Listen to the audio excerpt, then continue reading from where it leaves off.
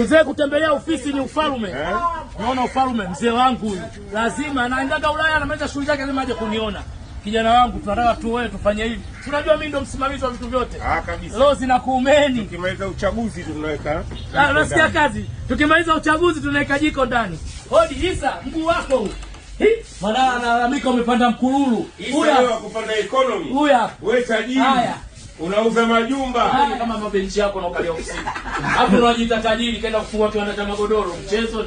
Unaona? Unajua unatuaibisha. Ukishaanza vitu hivi visa vya kutrend mitandaoni, nyoka. Mafuta nazi anaficha jamani, unaona? Sasa mafuta nazi si lazima pakae bwana. Sasa chukua uso au vipi bwana wewe? Haya, tunakusamea yana mambo mengi. Yanakutaka kuchukua uso. Bwana leo umekuja kwa Tambu Motors. Nimekuja kumtembelea rafiki yangu. Tafuta gari ya Manara TV tuibrand vizuri. Au sio kakangu? Wewe mtu wangu sana bwana. Unajua mzee tu fly sana. Huyu mtu muhimu sana. Sasa muhimu sana angeenda kwa mtu tayari kashalipwa milioni 50 tangazo. Lakini anapenda upendo kwa sababu msemaji nipo hapa nimeajiriwa hapa. Bwana lakini usimuona kazi aliyoifanya nzuri ya msanii wake mkono msharula. Bwana akila ukoko kamrekodi. Msanii akisinzia kamrekodi. Sasa tunamweka ndani. Naona huyu majumba kwanza. Sasa hivi msanii atakiwa aonekane ovyo. Sawa sawa. Brand kuitengeneza watakiwa uilinde. Sio badalika mbili kaonekana huku yani mlinde akionekana kweli msanii. Sawa sawa. Na siku wiki hii nitakuita uje nyumbani tupige mpunga kidogo. Sawa sawa. Yule mtu umemwezesha sana nzuri sana. Hapa kama mwili wa kisanii mrefu ndio. Yule akipata na poda nini?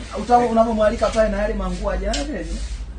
Sasa ndo ile ndo ndani yake sasa. Umeamini kama ubado na majungu na akakuja kununua gari kwako kwa hela yake. Hiyo itakuja. Sasa nauliza.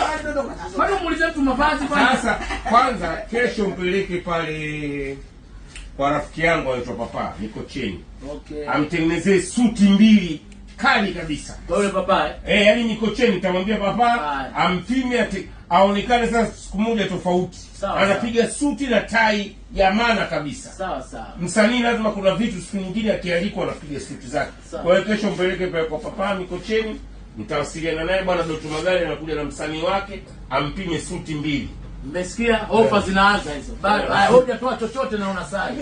Huyu kakupita tu mzee kaja ofisini kashatoa ofa. Una ID nini? Amebadilisha nguo. Una ID nini unaona? Nguo kashabadilisha. Lakini China ukimchukulia nguo analombea taraba mzee huyu. Nilitaka kumchukulia lakini nimekumbuka sale masaizi kule hawana. Muongo mzee ana masaizi na mpaka. Ile ni size gani? Mzee samani kwanza. Unajua muongeza nzuri. Yeye mwenyewe anaenda hajanunua chochote atamnunulia. Haiwezekani. Mzee hizi nguo ndio hizi hapa